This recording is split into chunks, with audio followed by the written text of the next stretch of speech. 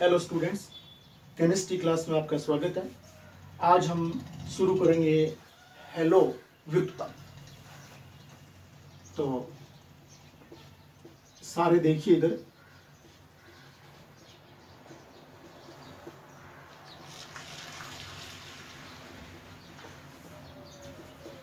Hello व्युत्पन्न। जब किसी हाइड्रोकार्बन यौगिक में और हम हाइड्रोजन परमाणु को किसी हेलोजन परमाणु से प्रतिस्थापित कर देते हैं, हटा देते हैं, तो बनने वाले यौगिकों को हेलो व्युत्पन्न कहा जाता है। जैसे CH4 मीथेन होता है। मीथेन में कार्बन के 4 बॉन्ड इस प्रकार यूं लगे होते हैं और इसमें प्रत्येक हाइड्रोजन परमाणु इस पोजीशन पर यूं होता है। और जैसे मैं इन हाइड्रोजन परमाणु को किसी हेलोजन परमाणु से हटाऊंगा तो बनने वाले यौगिकों को हम हेलो व्युत्पन्न बोलेंगे। जैसे देखिए एक मिनट, हेलोजन तो आप जानते हो, फ्लोराइड, क्लोराइड, ब्रोमाइड, आयोडाइड। इनमें से कोई हेलोजन परमाणु मैं इन हाइड्रोकार्बन यौगिक में और हाइड्रोजन से प्रतिस्थापित कर दूं तो बनने वाले यौगिकों को हम हेलो व्युत्पन्न कहेंगे। तो परिभाषा में सबसे पहले हम हेडिंग लगाते हैं, इनको कई नामों से जानते हैं उनके अनुसार। जैसे हम इन्हें कहते हैं हेलो एल्केन, इन्हीं को हम बोलते हैं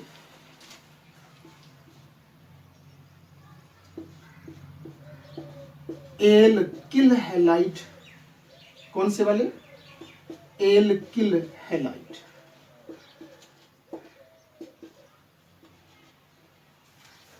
परिभाषा में सबसे पहले कैसे लिखेंगे?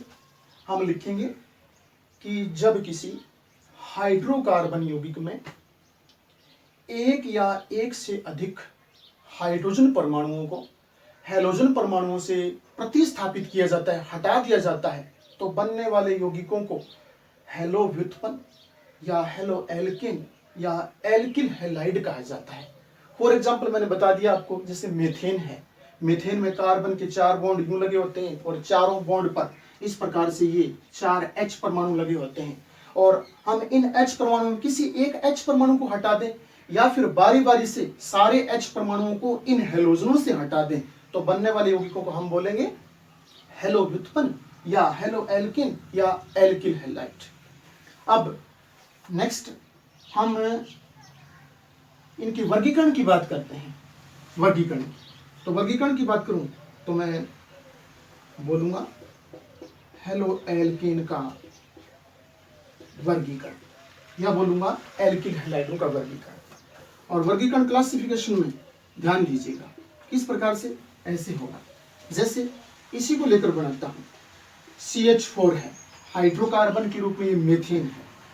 मीथेन में आपने एक H परमाणु को, किसी एक H परमाणु को और इस हेलोजन से हटा दिया तो क्या बन गया? CH3Cl, यानी पूरा यौगिक क्या बन गया? CH3Cl। इसका सामान्य नाम बोलूंगा मैं मेथिल क्लोराइड। सामान्य नाम क्या बोलूंगा? Methyl chloride. इसका IUPAC पद्धति में नामकरण करेंगे तो हेलोजन है, इनको पहले बोला जाता है, मैं इसको बोलूंगा क्लोरो, और इसमें एक कार्बन है तो एक कार्बन को मेथ बोलते हैं, आप जानते हो। और इसमें संरचना में सिंगल बॉन्ड आ रहे हैं तो पीछे एन लगता है तो बोलूंगा क्लोरोमेथेन। इसी प्रकार अगर मैं दूसरा हाइड्रोजन परमाणु हटाकर उसके स्थान पर एक हेलोजन और जोड़ दूं तो फिर क्या सूत्र बन जाएगा? बन जाएगा CH2Cl2। क्या बन गया? CH2Cl2। अब इसका सामान्य नाम हो जाएगा मेथिलीन क्लोराइड। Methylene chloride. लेकिन IUPAC पद्धति में नामकरण करेंगे तो आप जानते हो 2 हेलोजन लगे हुए हैं। 2 हेलोजन लगे हुए तो मैं हेलोजन की संख्या को पहले बोलूंगा। 2 हेलोजन है तो बोलूंगा डाई, फिर उसके बाद में कितने हेलोजन है? 2 Cl है तो बोलूंगा Cl को बोलूंगा क्लोरो, तो डाई क्लोरो। एक कार्बन को आप जानते हो मेथ बोलते हैं, संरचना में सिंगल बॉन्ड आ रहा है तो पीछे एन लगाऊंगा तो डाई क्लोरो मेथेन, यू बन गया। इसी प्रकार अगर मैं इसमें एक H हटाकर एक Cl और लगा दूं तो अब देखिए संरचना क्या बन गई, संरचना बन गई सी के साथ कितना, एक ही एच है तो सी के साथ एक एच, लेकिन सीएल कितने हो गए, 3 हो गए, तो CH Cl3। अब इसका सामान्य नाम क्लोरोफॉर्म, सामान्य नाम क्या होगा, क्लोरोफॉर्म। अगर मैं इसका आईयूपीएसी पद्धति में नाम लिखूं तो 3 हेलोजन लगे हुए हैं, 3 हेलोजन लगे हैं तो पहले संख्या बोलूंगा, 3 को बोलेंगे ट्राई, फिर उसके बाद में आएगा क्लोरो, ट्राई क्लोरो, एक कार्बन को मेथ बोलते हैं। संरचना में सिंगल बॉन्ड आ रहे हैं, सिंगल बॉन्ड आ रहे हैं तो बोलूंगा एन, यानी सिंगल बॉन्ड के लिए एन काम में लेते हैं तो बोलूंगा ट्राई क्लोरो मेथेन।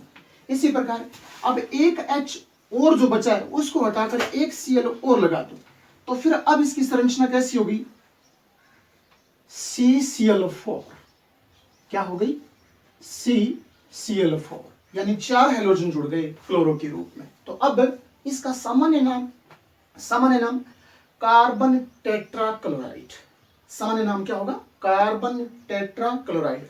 आईयूपीएसी पद्धति में नाम करेंगे, आईयूपीएसी पद्धति में तो Cl के पैरों में 4 लिखा है तो संख्या पहले बोलूंगा तो बोलूंगा टेट्रा, फिर हेलोजन का नाम आएगा तो क्लोरो, टेट्रा क्लोरो। एक कार्बन को आप जानते हो मेथ बोलते हैं, और संरचना में सिंगल बॉन्ड आ रहा है तो पीछे एन लगाऊंगा, तो एन लगाने से क्या बन गया, टेट्रा क्लोरो मेथेन।